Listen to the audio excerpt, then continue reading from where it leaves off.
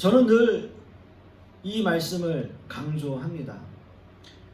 하나님의 부르심에 있어서는 우리의 그 어떤 노력도 동원되지 않는다. 그런 말씀 항상 드렸었죠. 그죠? 어떻게 보면 저의 신학적 사상, 또 신학 철학, 이런 것들이 다 내포되어져 있는 저의 말씀 선포라고 생각되는데요. 전적인 하나님의 은혜, 그리고 하나님의 뜻이라고 생각하는 거죠. 그러나 하나님의 부르심을 받고 난 그 이후의 신앙인으로서의 삶은 반드시 우리의 노력이 동원되어야 한다라는 거예요. 반드시 우리의 노력이 동원되어야 한다. 그래서 바울사도는 빌립보서 2장 12절 말씀에서 이렇게 말씀합니다. 항상 복종하여 두렵고 떨림으로 너희 구원을 이루라 라고 말씀하는 거예요. 그래서 영어 성경에도 보면 workout이라고 되어 있어요. work out your salvation. 그러니까 너의 구원을 이루어가는 거예요. 그래서 구원에 우리의 노력이 필요하다. 그러니까 구원에 하나님의 부르심에는 우리의 노력이 소용이 없지만, 우리가 필요가 없지만, 우리가 그 구원을 이루어가는 데 있어서 우리가 이것을 이제 성화라고도 이야기해요. 성화. 이제 sanctification, 우리가 이제 sanctification이라고 해서 성화라고 이야기하는데, 그 성화의 과정, 그것은 우리의 노력이 필요하다. 그래서 우리 work out your salvation, 우리의 구원을 이룬다라고 말하는 거죠. 어떤 의미에서는 이미 얻은 구원을 이룬다. 이미 얻었는데, 이미 구원을 받았는데 그것을 이루어간다. 이 말씀이 좀 이해가 가지 않을 겁니다. 하지만 이 말씀은 하나님의 부르심을 받은 신자가 어떻게 세상을 살아가는지, 어떻게 살아가야 하는지 분명히 이야기하고 있다라는 거죠. 어떻게 보면 기독교인으로 사는 것, 그것이 구원을 받은 사람에게 있어서는 한번 구원을 받으면 영원한 것이니까 쉽게 보일 수 있습니다. 어차피 내가 노력해서 얻은 구원도 아니고 하나님이 나를 택하셨기에 하나님께서 어떻게 해주시겠지, 이렇게 생각하면 참 쉬운 거예요. 그런 마음으로 산다면 어떤 의미에서는 참다운 기독교인의 모습은 아닐 거예요. 그런 의미에서 오늘 본문은 은혜 받았던 한 사람에 대한 그 사람의 그 이후의 모습을 보여주고 있습니다. 즉 구원받은 이후의 모습이라는 거죠. 저는 몇 주 전에 38년 된 병자의 모습을 소개해 드린 적이 있습니다. 38년이나 자리에 누워서 베데스다 연못에서 하염없이 물이 동하기만을 기다리고 있는 사람들. 주님은 그 베데스다 연못에서 물이 동하기를 기다리는 수없이 많은 병자들 중에 38년 된 병자를 택하셨고 또 그 사람의 병을 치유해 주셨어요. 이유가 뭘까요? 38년 된 병자를 고치신 그 이유가 뭘까요? 그 사람이 다른 사람보다 병이 오래돼서 선착순으로 그렇게 해주신 걸까요? 아니면 그 사람이 다른 사람들보다 더 불쌍해 보여서 그 사람을 택하신 걸까요? 왜 그럴까요? 이것이야말로, 이렇게 하신 것이야말로 주님의 뜻이고 우리는 이것을 주님의 값없는 은혜라고 이야기할 수밖에 없습니다. 그러나 이 놀라운 기적의 사건은 뜻밖에도 안식일이라는 것에 걸려요. 안식일. 우리가 지난 시간에 말씀을 나누었던 그 말씀, 요한복음 5장 9절 말씀을 한번 보세요. 9절 말씀. 우리가 10절부터 읽었습니다. 9절 말씀 보면 이렇게 기록합니다. 그 사람이 곧 나아서 자리를 들고 걸어가니라. 그리고 마치고요. 그 다음에 뭐라고 되어 있습니까? 이날은 안식일이니. 이날은 안식일이니. 뭔가 우리가 영화를 보면 뒤에 우리가 끝나는데도 뭔가 찜찜한 거 있잖아요. To be continued. 다음 이제 속편이 나올 건가? 뭐 이런 생각을 하게 되는 그러한 구절이에요. 이날은 안식일이니 그 안식일로 인해서 뭔가가 생길 것 같은 그러한 메시지라는 거죠. 사도 요한이 굳이 이 말씀을 기록하고 있는 것은 이 안식일로 인해서 뭔가 문제가 발생할 것이다 라는 것을 암시하고 있는 것 아니겠습니까? 안식일은 10계명에서 제4계명에 명시될 정도로 상당히 중요한 율법이죠. 창세기 2장 3절 말씀을 보시면 하나님이 일곱째 날을 복주사 거룩하게 하셨으니 이는 하나님이 그 창조하시며 만드시던 모든 일을 마치시고 이날에 안식하셨음이더라 라고 말씀하고 있어요. 안식하셨다는 거죠. 이 말씀에서 안식이라는 단어의 히브리 원어는요, 샤바트라는 단어를 사용해요. 그 의미는 그냥 피곤해서 쉰다, 단순히 피곤해서 쉰다라는 의미가 아니라 모든 일을 뜻과 계획대로 다 마친 후에 기쁨과 평화 중에 휴식을 취하는 상태를 의미하죠. 즉 하나님의 창조의 섭리가 완벽하며 하나님의 계획과 섭리 가운데 완전하게 창조되었다라는 것을 의미하고요. 그리고 피조물인 인간은 하나님의 창조 사역에 어떠한 간섭이나 도움을 드리지 않았으며 인간도 피조물로서 주님께 받은 엄청난 축복을 누리며 하나님께 영광을 돌리는 일밖에 할 수 없다라는 의미예요. 어렵죠? 어렵죠? 네. 따라서 안식일은 이런 거죠. 안식을 통해 하나님의 창조의 섭리를 돌아보고 하나님의 축복을 받아 누리는 날이다. 그래서 특별히 하나님의 백성들은 하나님께 영광을 올려드리는 거룩한 날이다. 거룩한 날이다. 이것이 안식일이에요. 안식일의 의미입니다. 굉장한 거죠. 우리가 그냥 나와서 예배 드리고 이렇게 그냥 끝나는 게 이게 예배, 이게 안식일이 아니에요. 정말 안식일의 개념에 이런 것들이 내포되어져야 되는 거예요. 자, 그러나 유대인들은 10계명의 제4계명인 이 안식일에 대해서 문자적으로 너무 확대 해석했고요.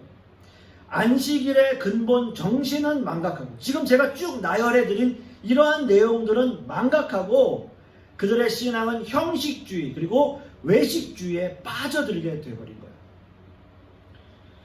유대인들은 38년이나 병들어 누워있던 병자가 참된 안식을 누리게 된 사실에는 관심이 없었고요. 오로지 그들의 관심은 율법이라는 것에 꽂혀 있었어요. 즉, 이 병자의 병이 나은 그 기쁨보다는 율법을 이 사람이 범했냐 안 범했냐 라는 거에 더 관심을 두고 있었던 거예요. 한번 생각해 보세요. 예배에서 가장 중요한 게 뭘까요?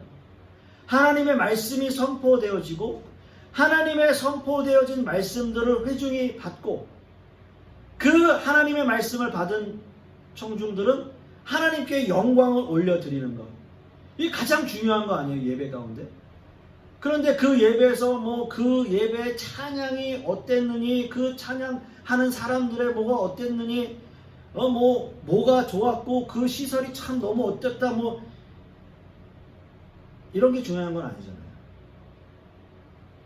참된 안식을 주시는 주님이, 예수 그리스도가 그 예배의 중심에 서 계셔야 되는 거 아니에요. 근데 그 행위의 중심에 예수님이 계시지 않았다는 거예요. 유대인들은 그런 걸 생각하지 않았다는 거예요. 자, 예수님께서 이 병자에게 참된 안식을 주고 싶어 하셨어요. 그래서 38년이란 긴 세월을 고통스러워하는 병자에게 참된 기쁨을 선사했어요. 일어나 가라라는 거예요. 일어나 가라. 네가 여기 38년 동안 누워 있었지만 일어나 가라. 조건 필요 없다. 네가 38년 된 거 긴 시간 그런 것 때문에 너 고쳐준 거 아니고 잘나서가 아니고 그냥 일어나 가라. 하나님이 택하셨다는 거죠. 주님이 그렇게 해주셨다는 거죠. 진정한 안식의 의미가 바로 여기에 있어요. 주님이 원하시는. 그러나 오늘 성경을 보시면 예수님께서 베푸신 값없는 그 은혜와 참된 안식에는 그들은 관심이 없고, 오로지 유대인들은 지금 안식일을 그가 무엇을 범했느냐, 그 안식일을 어긴 행위에만 관심을 집중하고 있었어요. 자, 오로지 자신들의 형식적인 신앙에만 혈안이 되어 있는 유대인들에게 병자의 그 병고침, 그리고 참된 안식은 그들의 안중에 없었습니다. 그리고 율법의 잣대를 딱 대버리는 거예요. 네가 자리를 들고 가는 것이 옳지 않다. 네가 자리를 들고 가는 것이 옳지 않다. 라는 말을 해요. 지금 이 유대인들은 병자가 장로들의 유전으로 정해놓은 안식일에 금하는 39가지의 금령 가운데 마지막 금령인 한 지역에서 다른 지역으로 물건을 옮기는 일, 그것을 하지 말라는 금령, 그것을 범했다라는 이야기를 하는 거예요. 참 재밌죠? 병자의 입장에서 한번 생각해 보겠어요. 38년 그곳에 누워 있었습니다. 병자는 어떤 의미에서 정신이 없었겠죠. 38년이나 누워있던 사람이 하루아침에 자기의 자리를 들고 걸어가는 일이 생겼어요. 그의 삶에서. 기분이 어땠을까요? 평생 누워있던 사람에게 자리를 들고 가라고 하면 당연히 가야 되는 거 아니에요? 율법이고 뭐고 그런 것들을 생각할 어떤 그런 생각이 들지 않았겠죠. 그런데 그런 상황이 벌어지고 자신에게 사람들이 막 그런 비난을 할 때 탁 정신을 깨보니까, 아, 율법을 어겼네? 율법을 어겼네? 그 사람이 38년 된 병자가 39가지의 금령 중에 마지막 금령을 어겼다, 이런 것들은 생각 안 했을지 몰라도 그 당시의 분위기를 봤을 때 뭐가 잘못됐는데? 이런 느낌이었겠죠. 병자는 그 순간에 자신의 병이 고쳐진 것이 문제가 아니라 잘못하면 율법을 어긴 것이 나에게 불이익이 될 수 있겠구나, 그런 생각을 하게 되는 거죠. 자신에게 불이익이 될까봐 걱정이 되었던 거예요. 결국 이 사건의 화살은 예수님께로 돌아가요.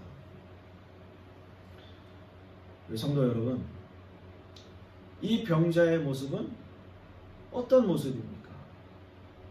우리나라 그 옛날 속담으로 하면 물에 빠진 사람 건져내니까 내 보따리 내놔라. 좀 비유 안 맞나요? 비슷한 것 같은 생각이 드는데, 우리는 이 모습이 낯설지는 않아요. 우리도 그래요. 예수님을 믿게 되면 모든 일이 다 잘 되고 우리에게 은혜만 넘쳐야 돼요. 우리는 축복만 받아야 돼요. 기독교인이라면, 예수 그리스도를 믿고 하나님의 자녀가 되었다면 우리는 축복을 받아야 돼요. 그런데 막상 예수님을 믿게 되고 교회를 다니다 보면 그렇지 않은 우리의 모습들을 발견하게 되고, 우리의 주변 환경들이 그렇지 않다라고 하는 것을 느낄 때가 너무 많아요. 교회를 내가 안 다녔으면 더 인정받고 잘 살고 더 떵떵거리며 살아갈 수 있을 것 같은데, 교회를 다니다 보니까 이거 하지 마라, 저거 하지 마라. 주변에 있는 사람들이, 저 사람 크리스찬인데 왜 그래? 저 사람 교회 다니는데 왜 그래? 그 사람 어디 교회 다니지 않아? 이런 일들로 어려움을 당하게 되는 거죠. 기독교인으로 세상을 산다는 것 그 자체가 고난의 길처럼 요즘은 더 많이 느껴져요. 오늘도 계속 띵띵띵 메시지가 와요. 물론 당연히 이해하고 그러한 내용들을 지금의 이 시대의 상황을 보면 준수해야 되는 건 맞습니다. 따라야 되죠. 우리도 조심해야 되고요. 남들에게 피해가 되지 않아야 돼요. 우리가 신앙을 지키며 기독교인으로 살아야 되는 과연 이유가 뭘까요? 이러한 삶이라면, 이것이 기독교인의 삶이라면 이렇게 살아야 될 이유가 뭐냐라는 거죠. 이유는 한 가지예요. 이유는 한 가지. 이 세상에서의 삶이 끝이 아니기 때문이죠. 이 세상에서 모든 게 다 끝나는 거라면 우리는 지금 이렇게 살아야 될 이유가 없어요. 천국을 소망하며 이 세상을 우리는 열심히 사는 거예요. 우리의 구원을 이루어가는 거예요. Work out your salvation. 우리는 구원을 이루어가는 거예요. 그래서 우리가 천국에 가는 것이 이 구원을 이루어가는 것의 과정 가운데, 삶 가운데 또는 여정 가운데 마지막이에요. 우리 그 글로리피케이션이라고 그래요. 우리 성화 다음에 영화 되어지는 그 과정. 그래서 노력하는 거죠. 왜요? 여기서 끝이 아니니까. 이 세상에서 끝이 아니니까요. 38년 된 병자는 자신의 병이 나았다는 그 엄청난 기쁨이 있었지만 율법이라는 환란이 닥치자마자 은혜는 바로 잊어버려요. 이런 일이 있은 후에 병자는 예수님을 만나게 되는 거예요. 다시. 그리고 예수님은 이 병자에게 이렇게 말을 해요. 보라, 네가 나았으니 더 심한 것이 생기지 않게 다시는 죄를 범치 말라. 예수님이 이렇게 하셨으면 좋았을 것 같아요. 제 생각에는. 이거 그냥 여담입니다. 야, 네가 어떻게 그러냐?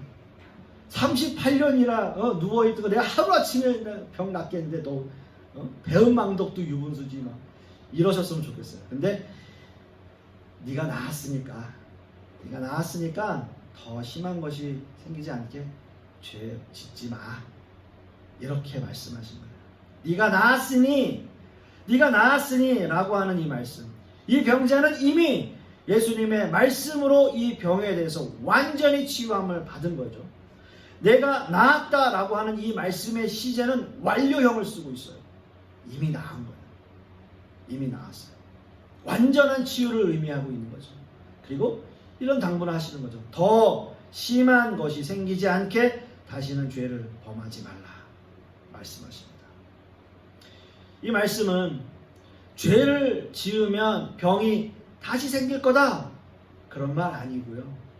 더 이상은 죄된 생활을 버리고 죄를 포기하라 라는 의미를 가지고 있습니다. 지금 이 병자에게 필요한 것은 주님이 주신 은혜를 지키는 일이겠죠. 물론 율법을 범한 일이 자신에게 미치는 그 영향이 만만치 않을 거예요.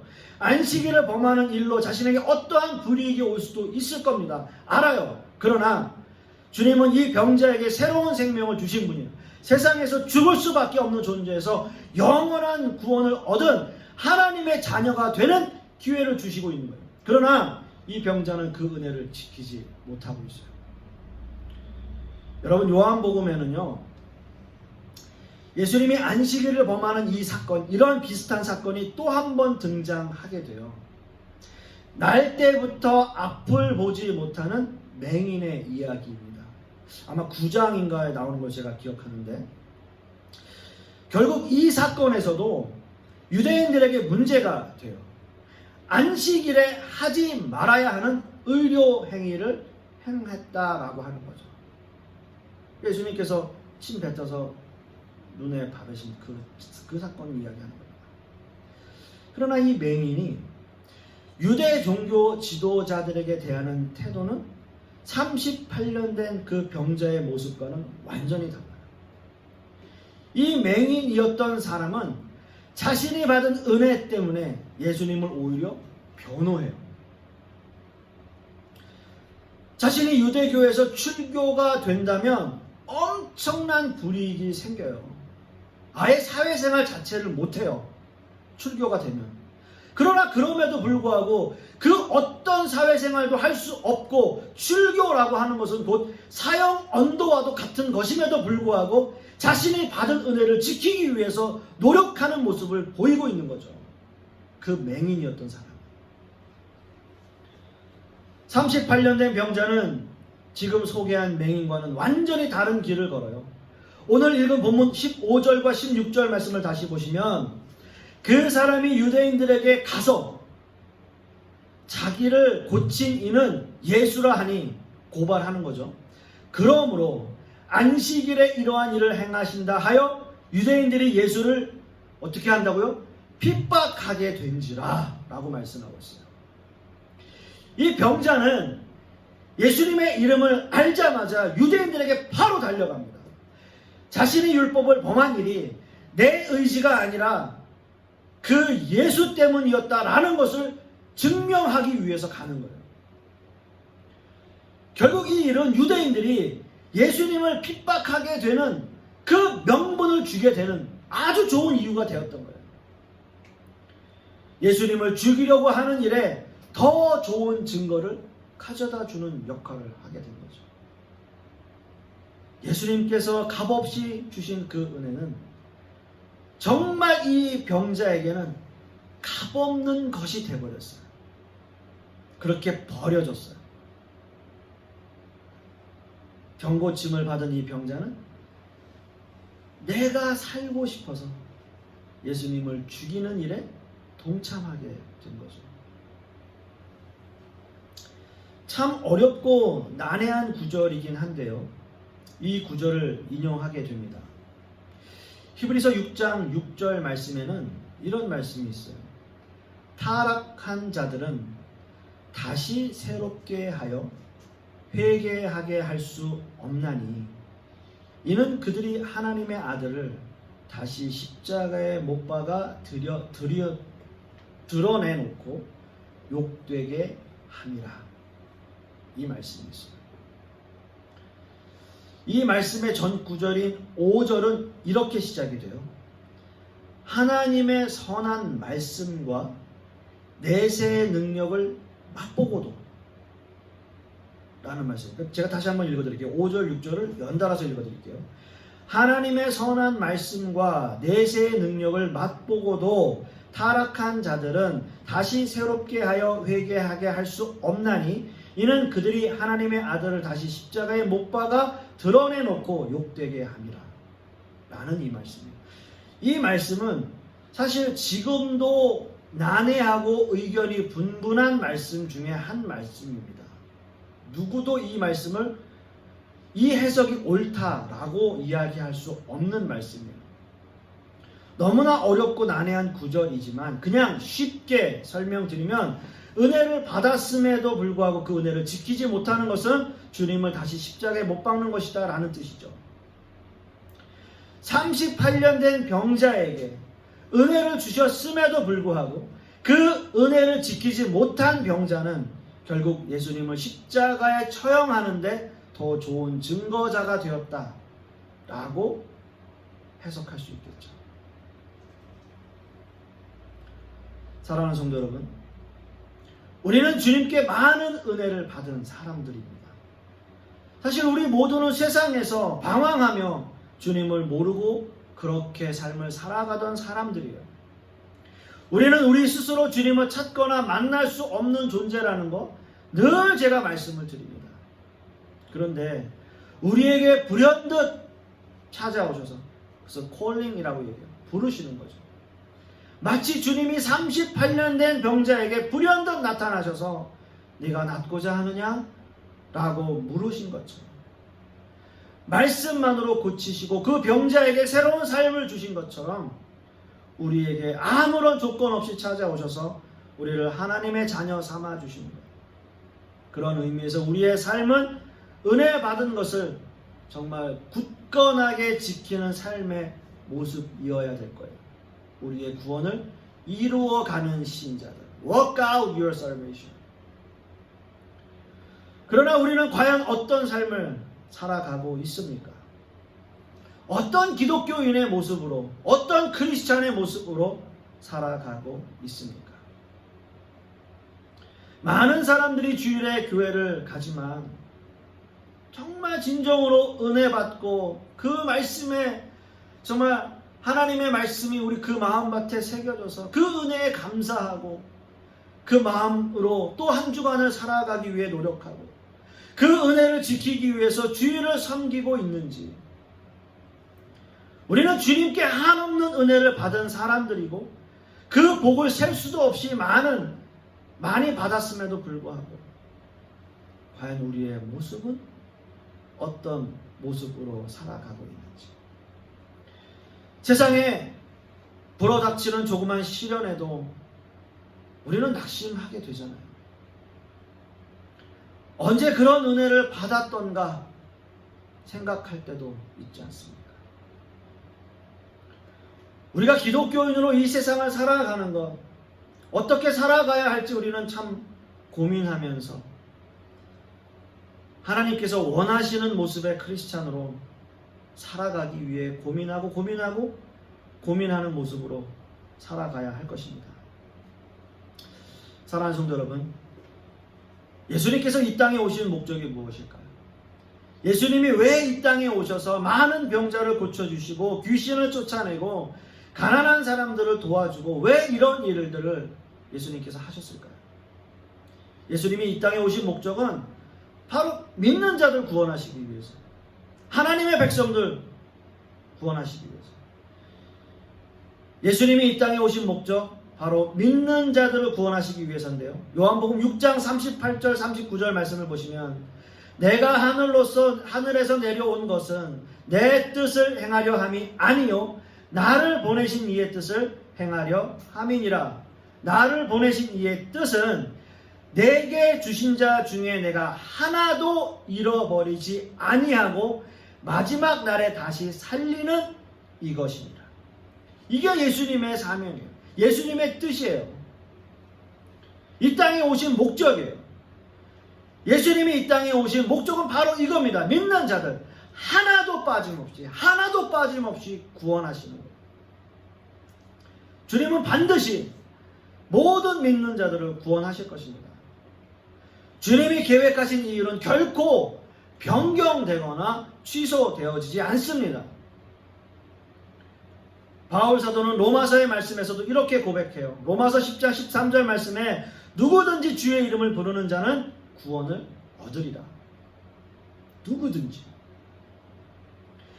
주의 이름을 부르는 모든 믿는 자들 구원하시기 원하시는 거죠. 이것이 예수님께서 이 땅에 오신 목적이고 계획입니다. 예수님은 이렇게 모든 인류를 구원하시기 위해서 이 땅에 오신 것이고요. 율법을 어기는 일보다 한 영혼을 위해서 목숨을 아끼지 않으셨던 주님의 사랑이 바로 이 땅에 오신 목적입니다. 그렇다면 우리는 그런 은혜, 즉 십자가에서 목숨을 아끼지 않으신 주님의 은혜와 사랑을 받은 사람이 확실하다면 우리는 그 은혜를 지키며 사는 것이 기독교인다운, 크리스찬다운 삶의 모습일 것입니다. 말씀을 맺습니다. 제가 서두에 말씀을 드렸죠. 지금 이 시대는 기독교인으로 살기 쉽지 않은 시대예요. 지금은 더더군다나 그러한 시대가 되었습니다. 그러나 그럼에도 불구하고 이 시대 안에서 기독교인답게 살려고 노력하는 사람이 되어야 되지 않겠습니까? 우리의 구원을 이루어가는, 열심히 이루어가는 그러한 모습, 그 사람이 바로 저와 여러분의 모습이기를 소망하고요. 우리 풍요로운 교회의 모습이 바로 그러한 모습의 교회가 되기를 소망합니다. 하나님의 이런 받은 은혜를 지키기 위해서 노력하는 우리 모든 교회와 성도님들 되시기를 간절히 소망하겠습니다. 기도하겠습니다.